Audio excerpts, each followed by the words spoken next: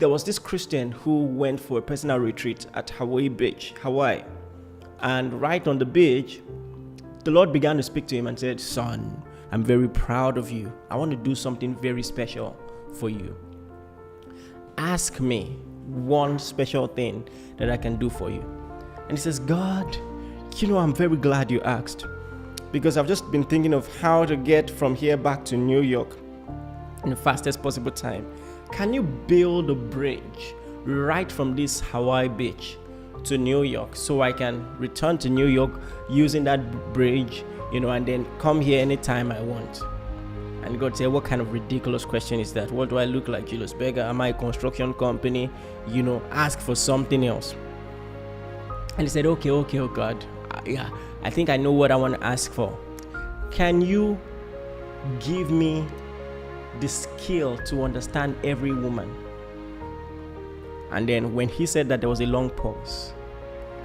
And he said, "God, are you there?" And God said, "How many lanes do you want on the bridge?" So apparently, the joke is supposed to mean, for some of you who might not get it, the joke is supposed to mean that women are so complicated that God will rather build you a bridge from Hawaii all the way to New York City than give you all the magic that is required to understand every woman on the face of the earth. Because women, they know how to say 10 things without saying one thing.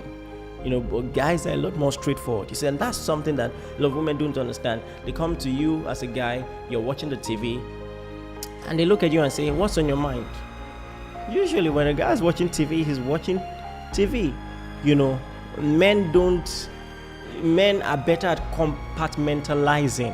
Women have a spaghetti way of thinking. Someone described it that way. One thought is connected to another, so there's one train of thought, leading to another, and another, and it's just an endless stream of connected thoughts. But a guy is usually in the moment, okay? So there are many reasons why ladies say many things without saying anything. First and foremost, because culturally, and I dare say even biblically, men are supposed to be the one to do the chasing. So when a woman is interested in you, she finds a way to hint you without telling you verbatim. All right, and that's why you now need a YouTube live to understand all the coded talk, like see your big head. When a woman begins to give you all those subtle jab, what you might think is an insult, now man, you're making progress. You see, you're not doing bad at all. When she says, "This one we are playing like this, don't let your girlfriend break my head," she is stylishly trying to ask, "Do you have a girlfriend? Is there space for me?" And all of that. But listen, media team, zoom in closer for a bit, just to be dramatic. You zoom out. Listen, let me tell you something. When it comes to guys, the way to know he likes you? If he unequivocally, clearly, without circumlocution, tells you, "I like you." Listen, that's the end of this life. If that's the only thing you pick, you've got it. You see, very simple, very straightforward. Don't say I didn't tell you. It doesn't matter what he does, the signals that he gives, the coded language, what you interpret to be subtle communication. If he doesn't clearly, unequivocally tell you, call your name and say, "I like you," and not just that, goes a step further to prove it consistently, then he doesn't like you. Assume that he doesn't. Listen, guys are straightforward and guys are go-getters. If he likes you, chances are he's going to pursue you. It's only in rare cases there are some people who are just shy. But sometimes even what you define as shyness is a guy who has not really made up his mind. All right? So please bear that in mind. All right? In fact, if that's the only thing that you get from this, you've gotten a lot already. But now, it becomes a lot more precarious when a guy tells you he likes you but you want to know for sure that he does, because not everybody who says I like you actually does. I'm sure some of you know that from experience. So that's what this YouTube live will be centered around. Okay, yeah, he has said he likes me. He's coming around, he's showing interest. How then can I know that he's for real? How can I tell that he really likes me? Let me say this. First and foremost, some of you probably didn't notice that there's a difference, a very noticeable difference between the topic from last week and the topic this week. Last week we said how to know she's attracted to you. This week we said how to know he likes you. Because let me tell you something. If you're talking about attraction for guys, every Tom, Dick, Harry, and Bingo, the choice of names were very intentional, will be attracted to you. That's a fact, so it has to be deeper than attraction. Listen, for ladies, all right, attraction, especially sexual attraction, has more often than not has a lot to do with their love. That's how they show love. But a guy can get there, do that, and there's nothing. It was just about the sex. So you have to understand this. First and foremost, this is a Christian channel, and I want to believe that every Christian under the sound of my voice understands that the bed is meant to be left undefiled before marriage. Listen, it doesn't really matter how popular these things are. The standard of the Lord stands sure, and everyone who names the name of Christ should depart from iniquity. I just want to make that unequivocally clear. And I can give you 1,001 reasons why even what is biblically required makes practical, logical sense.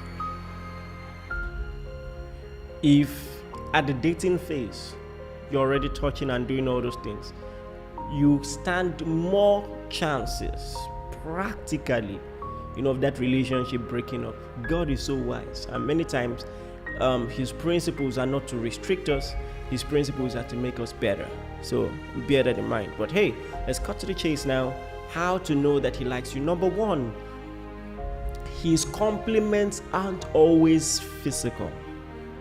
I know you like it when maybe a guy says, the shape of your nose, it seems like it was, carved in the best ivory, making company, and all of that. You like, your neck reminds me of the Eiffel Tower. You like all those kind of scoop. But I want to say this. Whilst that might be okay, here and there, if that's all that he notices about you, it just might well be a red flag. I learned this from, what's this man of God's name? There's this Christian relationship coach now. I think his name is Stefan or something. A great guy, great content, okay? All right. So now there has to be more to that, okay? So what else has he noticed about you? Let me tell you something. It will be a great sign that you are, in the right hands. Let me put it that way. When he says, I like the way you think. I like the way I like how committed you are to your career.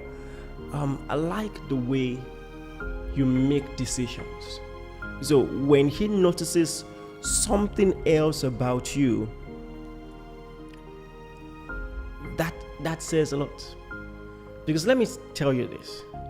When it is centered around sex, oh my God, you will be very deluded. Because let me say this. A guy will pretend, go to church, do anything to get your back on his bed, and he will imitate all the symptoms of a genuine love situation, but just to get your back on his bed. So listen to me, please, about the surest way to test the sincerity of the motives is to take sex out of the picture. Take it out the way and see what's left. If everything crumbles, so let me say this. This is one perfect way to just sieve the wolves from the sheep, In fact, the first step I gave you, is very powerful. And this one, you can as well just close your window now, because that's it. Because most times, guys who are not serious, the moment you just shut the door of the conversation regarding sex and they see they are not making a headway, they begin to post you. They are no longer interested in dates. They were enthusiastic about seeing you, but now, they're giving excuses, because the moment you say you're not interested in sex, now they don't want to see you, because it was really about the sex. And they begin to avoid you. And they even get irritable, or just whimsically bring out flimsy, occasions for quarreling. All right? So, bear that in mind. This is very, very important. This is one important key. See, let me say something to you. A guy will cross 7 oceans, climb 1,000 mountains to get your back on his bed. Some of you know what I'm saying. Don't play games. As long as sex is even in the conversation, as long as some overly flirtatious conversations are even permitted, it's very difficult to test the sincerity of the motives. Very, absolutely. The difficulty, it can't be overemphasized. All right? So, bear this in mind. Okay? Let me say this. I want to read a story to you. Some of you know the story. A very touching story in 2 Samuel chapter 13 verse 4. So this guy, Ammon, was in love with a lady named Tamar. He said he was in love. In fact, the Bible says he was in love. 2 Samuel 13 from verse 4. It says, from verse 1. It says he loved her. All right? Not just did he love her, he loved her so much, he fell sick. These are the things when you're watching Hollywood movies, say, forget it, he's in love with you. See the way he has lost weight, pity him now, say yes. Hey, sister. And here's the thing, some of us ladies, unfortunately, we come from dysfunctional homes. We're not used to hearing I love you. And so when someone comes, not just holding red flags, wearing red flag, we still just walk in this self-delusion that maybe there is some iota of truth in it. I'm begging you. It doesn't really matter how sincere he sounds, how sincere he looks. There are some things that, jeopardize the whole thing. And in fact, let me tell you this. Some guys even truly believe they're in love. They truly believe. And you save them from that self-delusion by, number one, removing sex. Just remove sex first. Put it aside. See if he can keep a conversation. Just tell him, you know what? I appreciate all your compliments. I like your eyes. When I look into your eyes, it looks like I'm falling into a well that has no bottom. Thank you, sir. Thank you, Shakespeare. Can we have any other conversation? When it's not about sex and the lyrics has ended, run. I don't know how to, I'm out of superlatives to emphasize this. So, Ammon was so-called, supposedly so in love, he fell sick. And so his friend came, gave him some bad advice, and then you know what happened.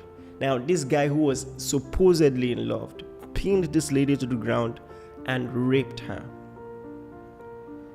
Let me just use this opportunity to say this. If you're a guy and you force yourself on ladies, not only will God punish you, I pray that you get caught and that you spend some quality time behind bars, behind fellow criminals like yourself.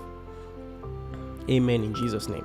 So I just want to move on. I just want to say this. Let me say this. social media might have lied to you, movies might have lied to you. There's one silly thing that I see in movies. A lady is just looking at you in the eye and you assume that means she's saying kiss me. And so you see it in the movies many times. After just few moments of staring at each other, then you just start kissing. If you try it,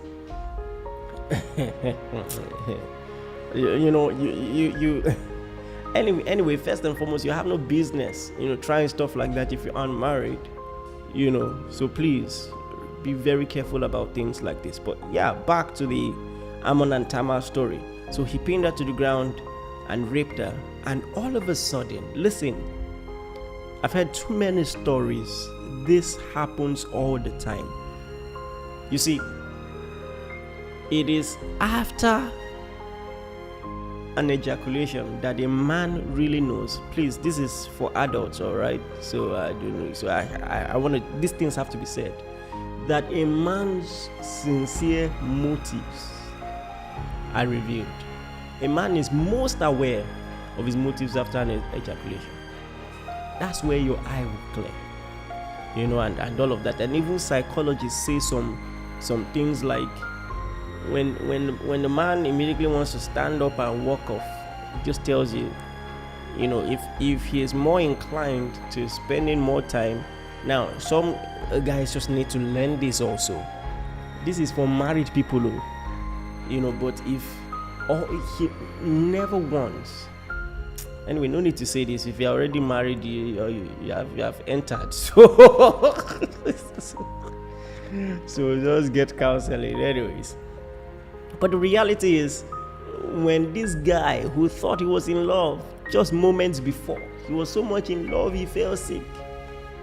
When he had his way, not only was he no longer in love, he hated her. And here's the thing. Ladies like to deceive themselves. They think that by giving sex, then they are going to hold the guy down, make him more committed. But lust, when gratified, will only grow, will only become more obvious. The situation will only become more hopeless. Do you understand? If a guy doesn't love you, he doesn't love you.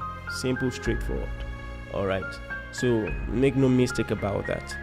And so this biblical story tells us, something that some of us might understand, by some real life stories that we've heard. If you give your back to someone, who is just after your body, that's where it's going to end. Number 2, a guy who is truly interested in you, who truly likes you, would take initiative, to be around you, to spend time with you, and of course, like I said, this is nothing sexual. He just wants to spend time with you. He just wants to spend time with you. And let me say this, I know some guys can be married to their work, but if even 1 out of 10 times he's not the one who came up with an initiative, hey, let's see a movie, what are you doing, hey, I want to take you out, if he never takes that initiative, that's a warning sign. And usually if he's just after your body, the interest in taking that initiative will die immediately he discovers you're another type of girl. It will die. So, when he begins to take initiative to want to spend time with you, you see, that's something good. All right? That's something good. He's just interested in what you're doing. Number 3. And this is a dicey one because many times ladies take this to the extreme. But when a guy wants to make very important choices and he would ask you what you think, oh my God, that's a very, very powerful cue. When he says, hey, I want to know what you think about this, that's a very powerful cue. Unfortunately, many ladies, abuse this. They see it as an opportunity to control. And so when he doesn't do exactly what you want him to do, the way you want him to do it, You start saying, he doesn't listen to me. He doesn't listen to me. Listen. Especially when you're not married. We're talking about dating couples. It's a privilege. It's a privilege. And you see, even if he doesn't listen to you, that trust is built. You see, that trust is built. With time, I, for one, learned to listen to my wife, because there are some things, if Nigerian says, this. I've just learned to listen, and there are some things I'm just, everybody has their strengths, you understand what I'm saying? All right. So, but at the end of the day, no matter what, if you care about the person, you always want to hear what they have to say. And that's a very, very heavy cue there. If it says, hey, what do you think about this? From things great and small, he wants to hear what you think about it. All right. Next, if he talks about his future with you, his plans, his aspirations, you see, rule of thumb is, if he's not serious with you, he will keep the relationship as superficial as possible. He will hide information. Some of you know what I'm saying. He won't say anything. He will be giving you one-liners. He might not even tell you what he does. That's serious, because he doesn't want you to know. But by the time he begins to share future plans, tell you, this is where I am at, this is what I'm planning to do, these are my dreams, and then especially when he begins to ask for your own dreams, challenge you to do better, what he's trying to do is to build a future in his head and in his heart that accommodates both of you, and that's very powerful and very romantic, if I may add. All right, so that's something to look out for. Number 5, which is the most important, that he likes you. This is for those, of course, who have the feelings vice versa. You like him too, you have past talking stage, and all of that. That he likes you when he puts a ring on it. Oh yes, that he likes you. Some guys start off with a lot of enthusiasm and energy, and along the way, sometimes they are using you to just occupy space. Some guys don't know how to be single, so they are using you to fill in that emotional void whilst they are waiting. You know what we call awaiting results. Some relationships are awaiting results. So they are using you to wait for the right person. And that's why all of a sudden the energy will just change. And they are wondering. So I just want to say this. Every dating phase is a proposal. It's meant to be, listen, we're meant to be men and women of our words. But I'm saying this for your own emotional stability. All right? Don't put too much power in the hands of other people, especially as a lady. Learn to match the energy. Please listen to me. Learn to match the energy. And this is a very important balance, because you don't want to be doing below what he's doing, and you don't want to be doing significantly above what he's doing. Listen, I'm not saying, as a child of God, you should love everyone, but when it comes to just extra, some of you make it more precarious. Small toasting, you are already wearing matching clothes. I shall be doing his view, my 5 days relationship. 5 days relationship. So sometimes the guy who was serious before has become afraid that which kind of wahala be this. so and all of that. Yeah, you're already so controlling and all of that. So there's that to match his energy. All right, and just let him take the lead. Let him take initiative. There's a way to just set the ball rolling and allow him control the steering wheels. All right, and just that's like a conversation for another day. But I think this is very, very important. So that because at the end of the day, no matter how perfect you are, even Jesus was betrayed. You have to understand, this one comes with the package. Do you understand? Some of una too, they do am. Sometimes you people, you people also break up with guys, abi? So once in a while, if they break your heart, you break a hair. So it happen. Sometimes, even the most well-meaning, well-intentioned people, stuff just happens and it doesn't just work out the way you plan. All right. So please bear that in mind and know that ultimately, without a shadow of doubt, when He puts a ring on it. Yeah. I hope you learned a thing or two. Please like this video, help the algorithm, let more people see it, let more people be blessed, and then we see you next time. God bless you. Thank you very much.